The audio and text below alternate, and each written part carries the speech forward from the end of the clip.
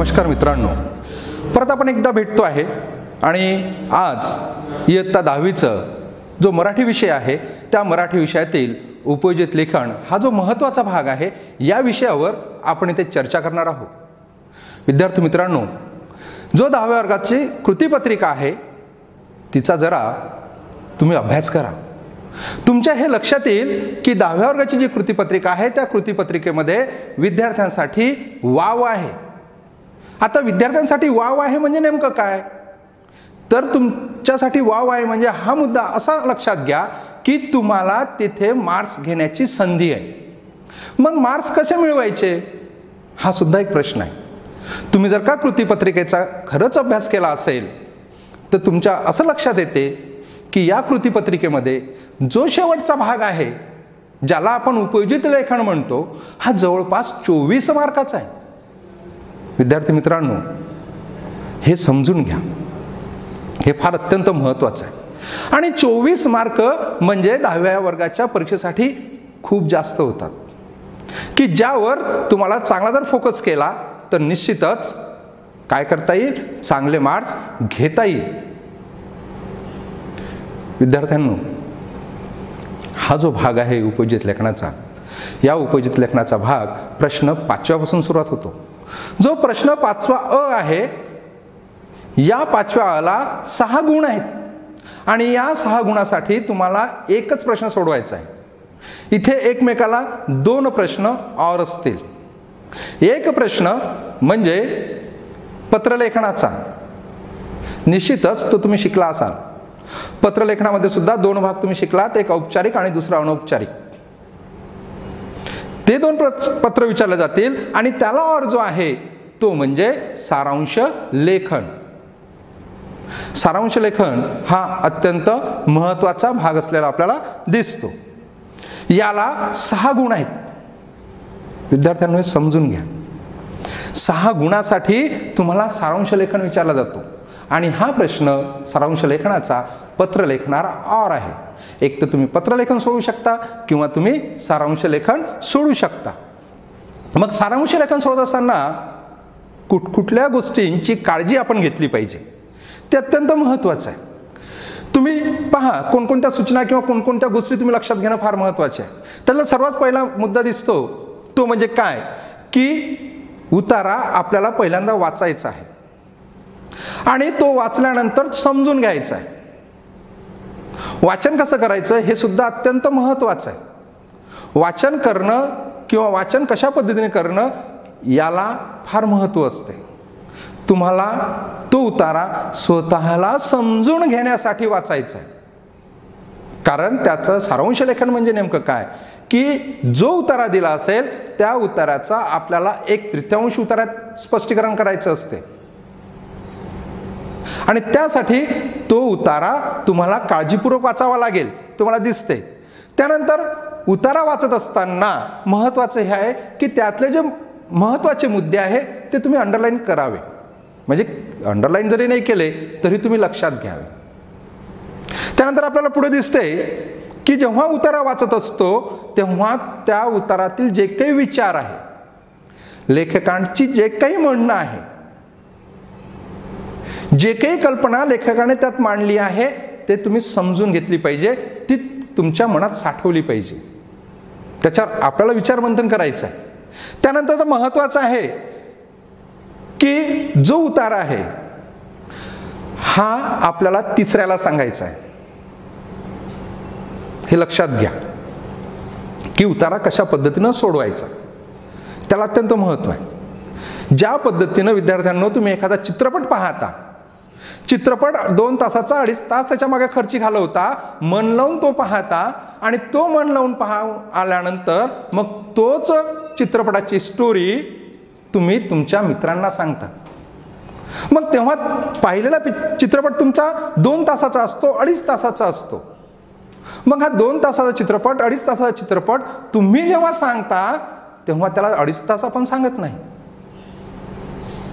परंतु त्या चित्रपटाची सर्व स्टोरी आपण आपल्या मित्राला सांगून जातो, तेही थोडक्यात. तेच सूत्र, तीच पद्धत तीच अपेक्षा या सारांश लेखनात असते. जेव्हा आपण चित्रपटाची स्टोरी सांगतो त्याच्या मागची स्टोरी बदलत नाही, किंवा त्या पिक्चरमधला जे काही मूळ काही गोष्ट असेल तेही बदलत नाही. ते आपल्या मनाने आपल्या शब्दात आपण आपल्या मित्रांना सांगतो. त्याच गोष्टीची काळजी इथं घ्यायची, त्याच पद्धतीनं आपल्याला इथं तो सोडवायचा आहे. त्यानंतर तो स्वतःच्या शब्दात आपल्याला मांडायचा आहे. त्यातले कुठेही शब्द येता कामा नये याची काळजी घ्यायची. गफलत इथंच होते विद्यार्थ्यांना. तुम्ही उतारा काळजीपूर्वक वाचता, त्यातले महत्त्वाचे वाक्य लक्षात घेता, ते अंडरलाईनही करता, आणि लिहित असताना ते जसच्या तसे लिहिता, जसच्या तसे पेपरमध्ये उतरवता. असं केलं तुम्हाला गुणगान होणार नाही. त्यामुळं तो आपल्या शब्दात मांडायचा आहे. दुसरी काळजी एक घ्यायची आहे विद्यार्थ्यांनो, की त्यात येणारे जे काही अलंकारिक शब्द असतील किंवा कोणाच्या तोंडचे वाक्य असतील तेही त्या ठिकाणी लिहिणं अपेक्षित नाही. ते लिहिणं अपेक्षित नाही, कारण उतारा आपल्याला आपल्या शब्दात मांडायचा असतो. त्यानंतर जे काही अवतरण चिन्ह वगैरे ज्याला म्हटलं मी तुम्हाला ते सांगितलं, की कोणाच्या तोंडचे जर वाक्य असेल तर ते जसच्या तसे येण्याची गरज नाही. त्यानंतर जे महत्त्वाचे मुद्दे आपल्याला दिसत आहेत ते म्हणजे काय, की उतार्यात असलेले जे मुद्दे आहे त्याचा सारांश आपल्याला आपल्या स्वतःच्या मनाने लिहायचा आहे. मग हे करत असताना लेखकाने जी कल्पना मांडली त्या कल्पनेला कुठेही धक्का लावण्याची गरज नाही. आता धक्का लावण्याची गरज नाही म्हणजे काय, की उतार्यावर कुठलंही मत आपल्याला नोंदवण्याची गरज नाही. हे समजून घ्या. भरपूरदा असं होतं की एखादी गोष्ट आपल्याला पटत नाही, त्यामुळे आपण त्याच्यावर आपलं मत व्यक्त करतो. पण सारांश लेखनामध्ये ही काळजी घेणं फार महत्वाची आहे, की लेखकाने ज्या गोष्टी सांगितल्या, लेखकाने जो विचार मांडला, त्या विचारावर आपलं कुठेही मत व्यक्त करायचं नाही, कुठेही मत व्यक्त करायचं नाही. त्याचं फक्त सारांश लेखन आपल्याला करायचं आहे. त्यामुळे त्याच्यावर आपलं मत व्यक्त करण्याची गरज आपल्याला त्या ठिकाणी दिसत नाही. त्यानंतर लेखकाचे विचार जे असतात हे आपल्याला थोडक्यात मांडायचे आहेत. हे सुद्धा लक्षात ठेवा, फार महत्वाचं आहे. थोडक्यात कमी शब्दात आपल्याला मांडायचं आहे. त्यानंतर सारांश लेखनाला सर्वात महत्वाची बाब ही काळजीपूर्वक लक्षात ठेवा. जरी पेपरमध्ये तुम्हाला विचारलं नसेल की त्याला शीर्षक द्या म्हणून, किंवा त्याला म्हटलंही असेल शीर्षक द्या, तुम्हाला विचारो अथवा न विचारो तरीही सारांश लेखनाला तुम्हाला काय द्यायचं आहे, शीर्षक द्यायचं आहे. भरपूरदा विद्यार्थी मित्रांनो काय होते की परीक्षेत विचारलाच जात नाही, त्याला शीर्षक द्या म्हणून असं कुठे उल्लेखच नसतो. मग उल्लेख नसतो म्हणून आपण तो उल्लेख नसल्यामुळे तो टाळतो, म्हणजे देण्याचं आपण कष्ट घेतच नाही. उतारा 1/3 मध्ये लिहितो आणि पुढे सरकतो. पण असं करू नका, कारण 1/3 उतार्याला महत्व आहे त्याच्या शीर्षकाचं. ते शीर्षक देणं फार महत्वाचं आहे. जर आपण इथं विचार केला तर आपल्या असं लक्षात येईल की सर्वात प्रथम उतारा वाचायचा आहे, त्यातले लेखकाचे विचार समजून घ्यायचे आहेत. त्यानंतर तिसरा मुद्दा येतो आपल्याला की जे काही महत्त्वाचे मुद्दे असतील ते आपण अधोरेखित करणार आहोत. त्यात लेखकाने जे विचार मांडले आहे त्याला कुठेही धक्का लावणार नाही, गालबोट लावणार नाही, जसच्या तसे आपण ते विचार ठेवणार आहोत. त्याच्यावर कुठेही आपलं मत व्यक्त करणार नाही. त्यानंतर सगळ्यात शेवटी ते म्हणजे त्या उतार्याला आपण शीर्षक देणार आहोत. जर का तुम्ही या सर्व गोष्टींची दक्षता बाळगली तर निश्चितच विद्यार्थी मित्रांनो तुम्हाला या प्रश्नामध्ये चांगले गुण मिळतील. कारण मी आधी सांगितलं की हा जो प्रश्न आहे शीर्षक म्हणजे सारांश लेखनाचा, हा तुम्हाला पत्रलेखनाला और आहे. एक तर पत्र लिहावं लागेल, नाही तर तुम्हाला सारांश लेखन लिहावं लागेल. आणि सारांश लेखनमध्ये मी सांगितलं स्पष्ट करून की जे काही शब्द असतील त्याचा 1/3 उतारा ज्याला म्हणतो आपण, तो म्हणजे सारांश लेखन होतो. म्हणजे समजा जर का 90 शब्दांचा जर का उतारा दिला असेल तर तो आपल्याला 30 शब्दांमध्ये मांडायचा आहे. आणि सगळ्यात शेवटी एक काळजी घ्यायची, उतारा लिहिल्यानंतर तो उतारा परत एकदा वाचून काढायचा आणि त्यात येणारे जे अनावश्यक शब्द आहे, कारण लिहिण्याच्या ओघात भरपूरदा अनावश्यक शब्दांचा अंतर्भाव आपल्या लेखनामध्ये होतो. पण जेव्हा आपण ते वाचतो तेव्हा आपल्या लक्षात येते की हे शब्द जर नसते तरी चाललं असतं. मग अशा वेळेस हे शब्द आपल्याला गाळायचे आहेत, जेणेकरून तुमचा उतारा हा चांगल्या पद्धतीनं सुरू होईल किंवा चांगल्या पद्धतीनं लिहिता येईल. हा झाला आता सारांश लेखनाचा. यानंतर आपण पाहणार आहोत ते म्हणजे या सारांश लेखनाचं एक उदाहरण सुद्धा इथे विद्यार्थ्यांना तुम्हाला दिलेलं आहे. ते तुम्ही वाचून घ्यायचं. एक उतार आहे की आईबद्दल वैशिष्ट्य ज्याला म्हणू आपण, की माझी आई कशी आहे हे इथं लेखकांना सांगण्याचा प्रयत्न केला. आईने मला कोणकोणत्या गोष्टी दिल्या हे सांगण्याचा प्रयत्न केला. आईचे कोणकोणते उपकार माझ्यावर आहे हे सांगण्याचा प्रयत्न लेखकाने या उतारात केलेला आहे. आणि या उताराचा अभ्यास तुम्ही करायचा आहे आणि या उतारावर तुम्हाला 1/3 उतारा लिहून काढायचा आहे. विद्यार्थी मित्रांनो, जर का तुम्हाला खरंच या 1/3 म्हणजे सारांश उतारामध्ये किंवा सारांश लेखनामध्ये जर का जास्तीत जास्त मार्क्स घ्यायचे असेल तर सराव अत्यंत महत्त्वाचा आहे. जेवढा तुम्ही सराव कराल तेवढे चांगले गुण तुम्हाला निश्चितच मिळेल. विद्यार्थी मित्रांनो, हा एक भाग झाला. यानंतरचा दुसरा भाग जो आहे तो म्हणजे आता आपण पाहणार आहोत कथा लेखन. हा कथा लेखन हा सर्वांच्या आवडीचा विषय, फार महत्वाचा आहे. याला सुद्धा गुण 5 आहे. हे समजून घ्या. आता काय होते, प्रश्न 5वा आ जो आहे, मी तुम्हाला अ बद्दल सांगितलं उपयोजित लेखनातला. हा दुसरा प्रश्न 5वा आ. या 5व्या आ मध्ये काय होते की 3 प्रश्न उपप्रश्न या ठिकाणी दिलेले असतात. 3 उपप्रश्न म्हणजे कोणकोणते? एक दिलेलं असते जाहिरात लेखन, दुसरं दिलं असते बातमी लेखन आणि तिसरं दिलेलं असते कथा लेखन. ह्या एकंदरीत या प्रश्नाला प्रश्न कृतीपत्रिकेमध्ये 10 गुण आहेत. हे 3 उपप्रश्न दिले जातात आणि या 3 उपप्रश्नापैकी कुठलेही 2 उपप्रश्न तुम्हाला सोडवायचे आहे, ज्याला प्रत्येकी 5 गुण आहेत. म्हणजे हा सुद्धा 10 मार्काचा प्रश्न आहे. याआधी तुम्ही जाहिरात लेखन शिकला असाल, निश्चितच बातमी लेखन सुद्धा शिकला असाल आणि आज आपल्याला इथं शिकायचं आहे, अभ्यास करायचा आहे तो म्हणजे कथा लेखनाचा. आता कथा लेखन म्हणजे नेमकं काय? पहा विद्यार्थ्यांनो, की प्रत्येकाला भावना असतात, प्रत्येकाच्या मनात काहीतरी विचार येते, प्रत्येकाला काहीतरी नवीन कल्पना सुचत असते आणि या कल्पना, हे विचार, ह्या भावना आपण व्यक्त करतो. हे एक तर आपल्या मित्रांजवळ व्यक्त करतो, नाहीतर वडीलधारी माणसं कोणी जरी असेल ज्याच्याकडे किंवा जो आपला ऐकण्याच्या मानसिकतेत असतो त्याच्याकडे आपण या गोष्टी सांगत असतो. सोबतच आधीपासूनच मानवाला कथा सांगणे, ज्याला आपण गोष्ट म्हणतो, गोष्ट सांगणे आणि गोष्ट ऐकणे हे आवडत असते. त्यामुळं होते काय की ज्या काही कल्पना असतात, ज्या काही विचार असतात त्या आपण इतरांसमोर शेअर करतो, इतरांसमोर सांगतो. कथालेखन त्यासाठी आहे. म्हणजे हा प्रश्न तुम्हाला पडला असेल की सर, हा कथा लेखनाचा प्रश्न आम्हाला कृतीपत्रिकेत आलाच कशाला, याचा आमचा संबंध काय?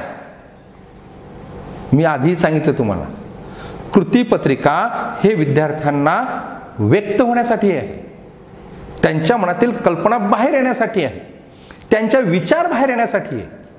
तुम्हाला या कृतीपत्रिकेमध्ये कुठेही असं नाही एखाद्या प्रश्नाचं उत्तर लिहा, पाठांतराला वाव आहे, मुळीच नाही. तुम्ही कृतीपत्रिकेचा अभ्यास केला असेल, तुमच्या हे लक्षात येईल की पाठांतराला इथे कुठेच वाव नाही. वाव फक्त तुमच्या विचारांना आहे, तुमच्या कल्पनेला आहे, तुमच्या भावनांना आहे. मग कथा लेखनाचा भाग सुद्धा त्याच कल्पनेतून आलेला आहे की विद्यार्थ्यांमध्ये असणाऱ्या ज्या नवीन कल्पना आहेत, ज्या काही नवीन कल्पना असतील किंवा त्यांच्यामध्ये असणारे जे नवनिर्मिती क्षमता आहे किंवा त्यांच्यामध्ये येणारे जे नवीन विचार आहे, हे त्यांना व्यक्त करता आले पाहिजे, ते कथेच्या स्वरूपात आले पाहिजे. यासाठीच कथा लेखनाचा भाग असलेला आपल्याला दिसतो. हा त्यासाठीच आपल्याला अभ्यासायचा आहे. आता कथालेखन पहा काय असते की कथालेखन जेव्हा आपण ही जी कृती आहे, ही कृती सोडवताना आपल्याला प्रश्न कशा स्वरूपाचा असेल. आता कथालेखन कशासाठी आहे हे तुमच्या लक्षात आलं, ते तुम्हाला कदाचित कळलंही असेल, समजलंही असेल. पण आता आपल्याला विचार करायचा आहे की कृतीपत्रिकेमध्ये प्रश्न कशा स्वरूपाचे असतील, नेमके काय विचारलं जाईल.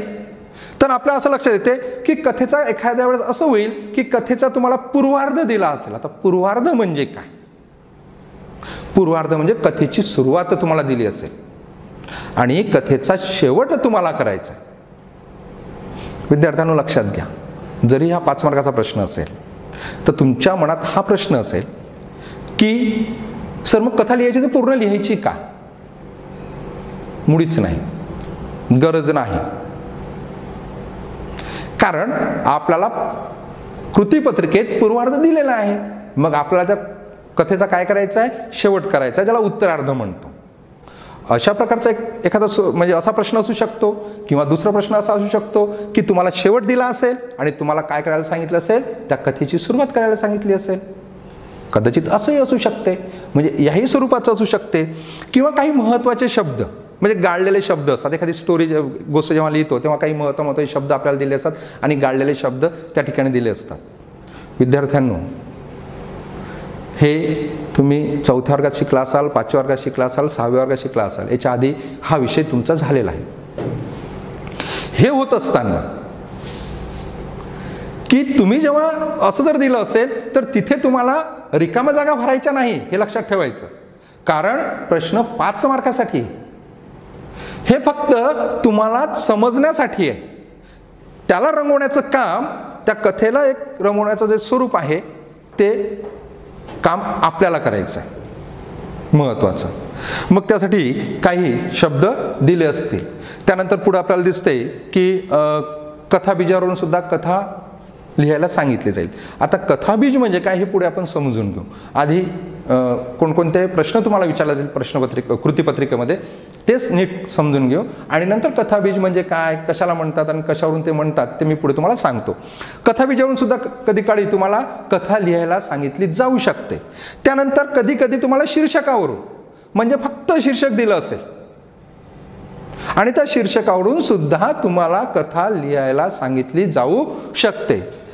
आणि कधी कधी मुद्दे दिले असतील, म्हणजे ज्याला म्हणतो 2-4 मुद्दे दिले असतील, त्या मुद्द्यावरून तुम्हाला कधी कधी ती कथा रंगवायला सांगितल्या जाऊ शकते. आणि याची शब्दमर्यादा सुद्धा ठरलेली आहे. 60 ते 90 शब्दात तुम्हाला ही कथा लिहायची आहे, ज्याला मार्क्स 5 आहे. त्यानंतर आता पाहू आपण कथाबीज म्हणजे नेमकं काय. आता कथाबीज कशाला म्हणतात त्याच्या आधी आपण कथाबीजाच्या आधी कथालेखन करताना कोणकोणत्या गोष्टींची दक्षता पाळायची ते पाहू. आता कोणकोणत्या गोष्टी आपण लिहित असताना काळजी घ्यायची, कोणकोणत्या गोष्टींची. आपल्याला दिसते की कथा लिहित असताना सर्वात प्रथम कथाबीज ज्याला म्हणू आपण ते निश्चित असलं पाहिजे.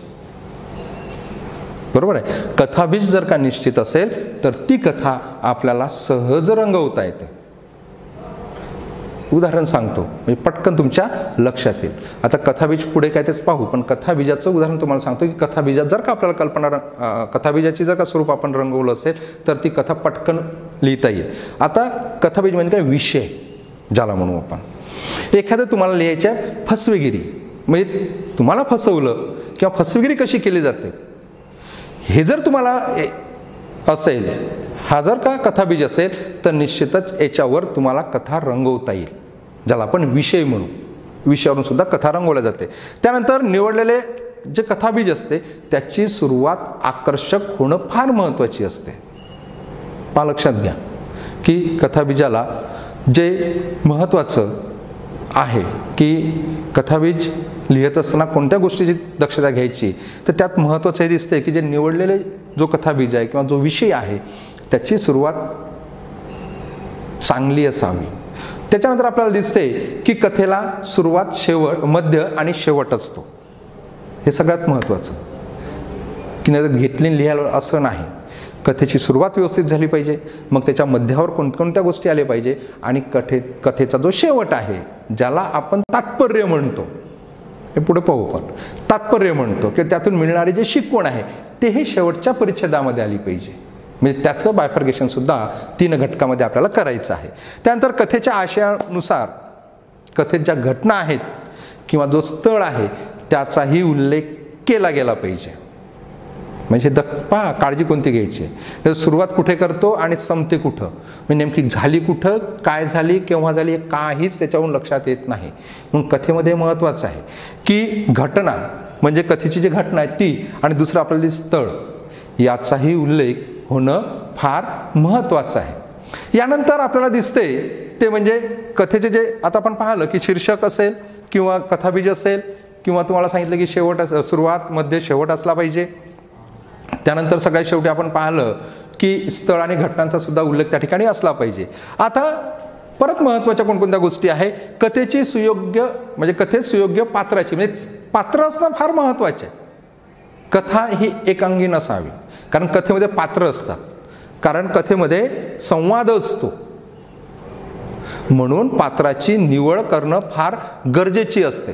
त्यानंतर त्यांचे जे संवाद आहे, त्या पात्रांचे जे संवाद आहे हे कथेला धरून असावेत, ज्याला आपण सुसंगत म्हणतो, ते सुसंगत ते असावे.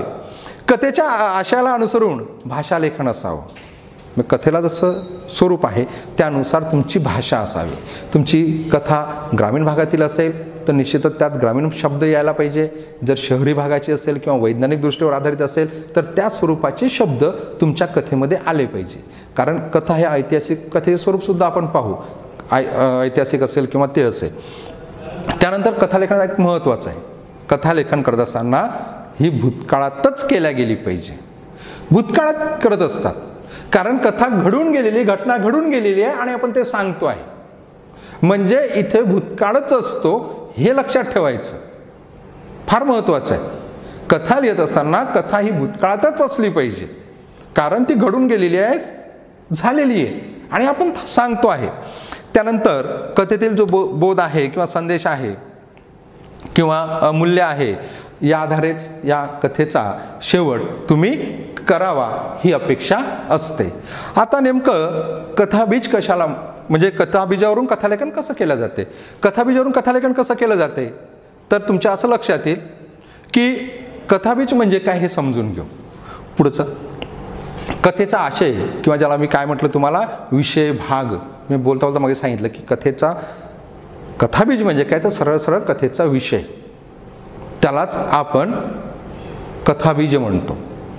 विषय दिलेला असेल, जसं मी तुम्हाला उदाहरण दिलं मगाशी, दुसरं उदाहरण आपल्याला पाहता येईल त्याच्याऐवजी की एखादं ऐतिहासिक घटना आहे, बरोबर आहे, किंवा असं म्हणून आपण अफजल खानाचा वध आहे, शाहिस्ते खानाची फजिती आहे, या ऐतिहासिक झाल्या, बरोबर की नाही, किंवा शेतकऱ्याचा मृत्यू म्हणा किंवा शेतकऱ्यांचं संकट म्हणा, अशाही कथा विचारल्या, म्हणजे हे या पद्धतीचे विषय ज्याला म्हणू आपण, ज्याला कथाबीज म्हणतो, हे फार महत्त्वाचं आहे. आणि पुढं आपलं असं दिसतंय की कथाबीज तयार झालं, म्हणजे कथाबीज म्हणजे विषय आपल्या मनात तयार झाला की विचार करायला सुरुवात होते, म्हणजे आपोआप सुचतात, कल्पना यायला सुरुवात होते. आणि तेच इथं अपेक्षित आहे की एखादा विषय तुम्हाला दिल्यानंतर त्याच्याविषयी तुमच्या मनात कल्पना यायलाच पाहिजे आणि त्याच कल्पना आपल्याला कथेच्या स्वरूपात व्यक्त करायच्या आहे, ज्याला आपण कथालेखन म्हणतो. त्यानंतर एकदा निश्चित जर का तुमचं कथाबीज झालं तर सहजच कथाबीज फुलवणं शक्य होते. त्यानंतर आपण आता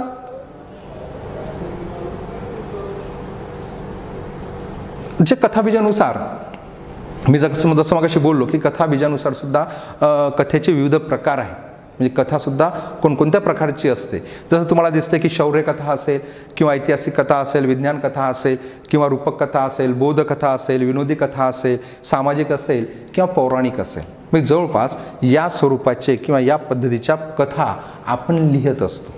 म्हणजे हे झाले कथेचे प्रकार. शौर्य कथा, ऐतिहासिक कथा असेल किंवा एखादी पौराणिक कथा ज्याला म्हणतो आपण, किंवा एखादी विनोदी कथा असेल, यासारख्या कथा आपण परीक्षेमध्ये लिहित असतो किंवा परीक्षेत आपल्याला विचारल्या जाते. म्हणजे अशा पद्धतीनं आपल्याला काय करता येईल, कथा लिहिता येईल. विद्यार्थी मित्रांनो, हे झालं तुमचं कथालेखन.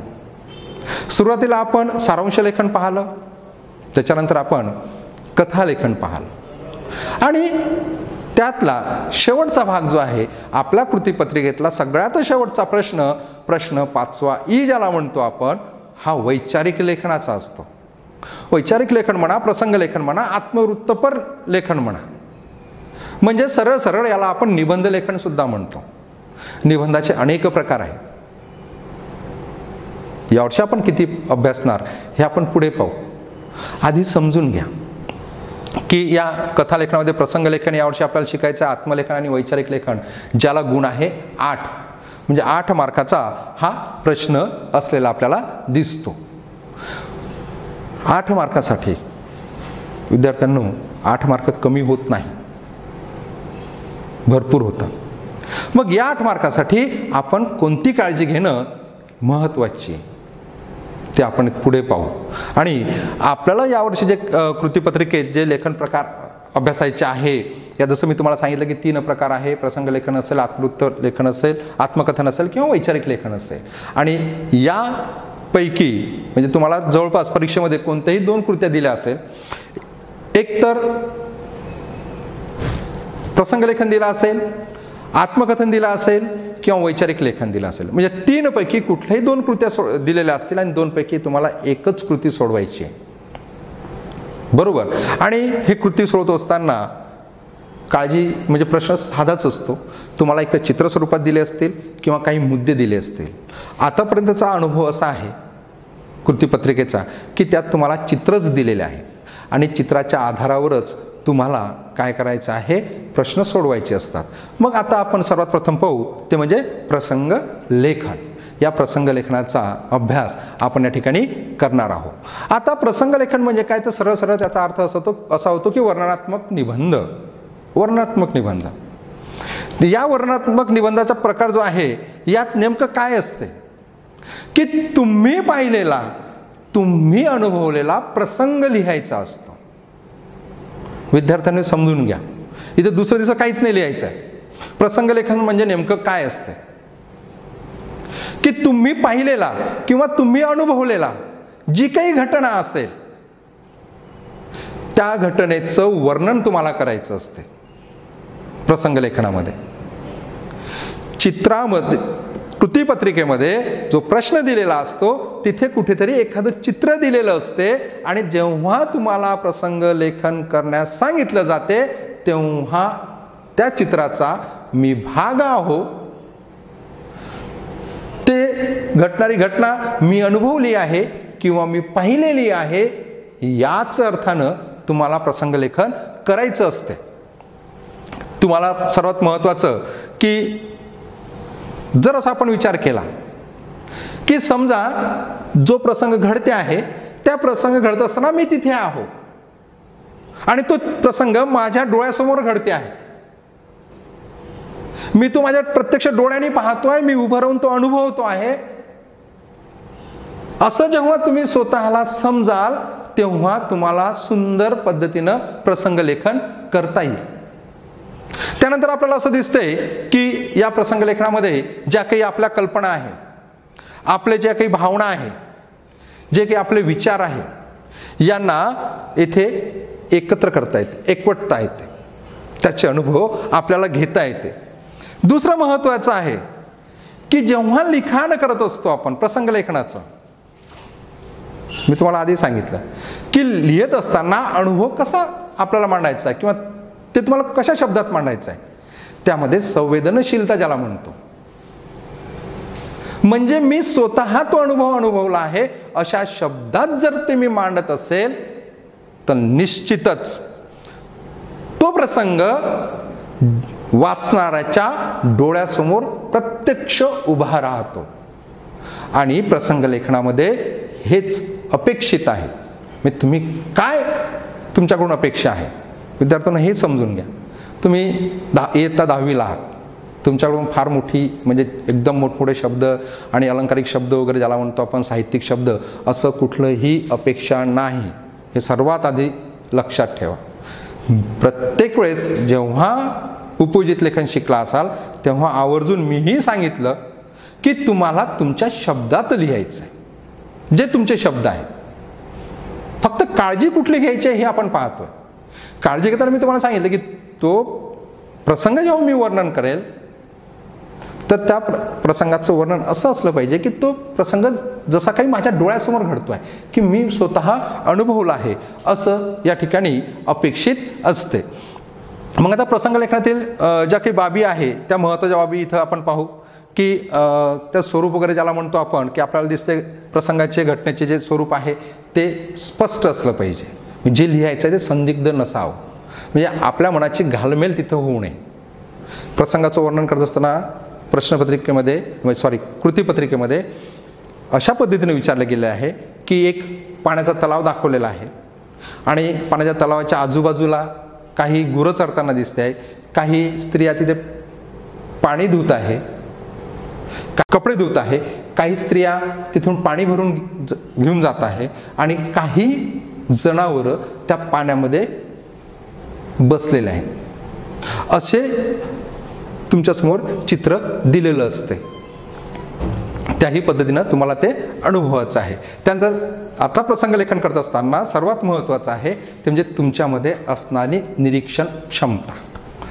तुम्ही कशा पद्धतीने निरीक्षण केलं, तुम्ही कशा पद्धतीने ते पाहिलं, त्याच पद्धतीनं तुम्हाला ते मांडायचं असते. त्यानंतर त्यानंतर महत्त्वाचं आहे की प्रसंगातील ज्या भावना आहे त्यांचं दर्शन घडवणं सुद्धा महत्त्वाचं असते. त्यानंतर चेहऱ्यावरचे हावभाव जे असतात ते आपल्याला शब्दात व्यक्त करायचे असतात. प्रसंग लेखनामध्ये हे महत्त्वाचं आहे की जे काही हावभाव आहे, म्हणजे भरपूरदा असं होते की घरून आपण शाळेत येतो आणि घरून शाळेत येता जसं मी बॅग उचलतो तेव्हाच आई माझा शब्दसुमनांनी सत्कार करते. म्हणजे काय, म्हणजे आई कुठेतरी कशातून तरी मला बोलते. मग साहजिकच वाईट वाटते. मी वर्गात येतो, वर्गात बसल्यानंतर माझ्या बाकावर बसलेला जो विद्यार्थी असतो तो थोड्या वेळाने मला विचारतो, अरे काय झालं आज, जरा तू उदास दिसतो. आपण तर काही नाही झालं, तो परत खोदून विचारतो आणि मग आपण खरं कारण सांगतो. याचा अर्थ हा होतो की आपल्याला झालेलं दुःख हे चेहऱ्यावर दिसत असते. पण प्रसंग लेखनामध्ये आपल्याला काय करायचं की हे दुःख शब्दाच्या माध्यमातून आपल्याला त्या ठिकाणी मांडायचं आहे. त्यानंतर आपल्याला पुढे दिसतं की याची शब्द मर्यादा सुद्धा ठरलेली आहे की ते म्हणजे 100 ते 120 शब्दात आपल्याला हे लिहायचं आहे. कारण गुण मी तुम्हाला सांगितलं होतं की जवळपास 8 गुण याला आहे. तुम्हाला परत एक उदाहरण इथं दिलेलं आहे. पावसापूर्वीचं वातावरण, प्रत्यक्ष पावसात निसर्गात अनुभवलेला जे काही तुम्ही घेतलेला अनुभव आहे, तुमच्यावर झालेला परिणाम आणि अविस्मरणीय अनुभव, याच्या आधारे तुम्हाला काय करायचं आहे, प्रसंग लेखन करायचं आहे तुम्हाला. ठीक आहे. याच्यानंतर आपण पुढे पाहू ते म्हणजे यातला दुसरा भाग, आत्मकथन. आत्मकथन तुम्ही 8व्या वर्गात 9व्या वर्गात शिकत आलात. आत्मकथन पेपरमध्ये असतो, बरोबर आहे. मी पुतळा बोलतो, मी शाळा बोलतो, मी फळा बोलतो. म्हणजे हा जो प्रकार आहे हा आत्मकथनाचा आहे. आत्मकथन म्हणजे काय की आपल्या आयुष्याविषयी माहिती सांगणं. आणि इथं सगळ्यात महत्त्वाचं आहे की मी माझ्या जेव्हा आयुष्याविषयी माहिती सांगतो तेव्हा जे काही अनुभव मला आले असतील, सुखदुःख असतील, जे काही वाईट अनुभव असतील, चांगले अनुभव असतील, ते आपल्याला इथं शेअर करायचे, ते आपल्याला इथं सांगायचे. ते आत्मकथनातून शक्य असते किंवा ते आत्मकथन त्यासाठीच असते. जसं मी तुम्हाला सांगितलं की जन्म, परिस्थिती, बदल किंवा आजची स्थिती, जगताना जे आलेले सुखदुःख जे आहे हे आपल्याला इथं सांगायचे असतात, ते लिहायचे असतात. याच्यानंतर महत्त्वाची काळजी आत्मकथनामध्ये एकच आहे की आत्मकथन हे प्रथम पुरुषी असते. म्हणजे मी त्या जागी स्वतःला ठेवेल आणि सर्व वाक्य माझ्यावरून बोलेल. मी काय म्हणजे जसं मी आहे, माझ्याविषयीचे अनुभव मी माझ्या शब्दात सांगेल ते असते. दुसऱ्या याच्यात महत्त्वाचं की महत्त्वाच्या बाबी कोणत्या आहे की जे काही जलचर प्राणी असतील किंवा इतर प्राणी असतील, पक्षी असतील, वस्तू असतील, यांना सुद्धा भावभावना असते, ह्या पण समजून घेतलं पाहिजे. इयत्ता 10वीच्या पुस्तकामध्ये वस्तू नावाची एक सुंदर कविता आहे. ते जर तुम्ही निश्चित जर का शिकला असाल किंवा तुम्ही वाचली असाल किंवा समजून घेतली असाल तर ते सुद्धा तुम्हाला हे दिसते की ते सुद्धा आत्मकथनाचाच एक प्रकार आहे. ते सुद्धा वस्तू आत्मकथनच करते. त्याच पद्धतीने आपल्याला समजून घ्यायचं आहे. म्हणजे माणसासारख्याच त्यांना भावभावना असतात, हे आत्मकथनामध्ये महत्त्वाचं असते. त्यानंतर माणसाच्या आयुष्यात सर्व प्राणी, निर्जीव वस्तूंचे कार्य जे आहे ते महत्त्वाचं आहे. या सर्व गोष्टी आपल्याला समजून घ्यायच्या आहेत. एवढंच नाही तर सर्व प्राणी मात्रांच्या आणि ज्या निर्जीव वस्तू आहे यांचं एकमेकावर त्या अवलंबून असतात.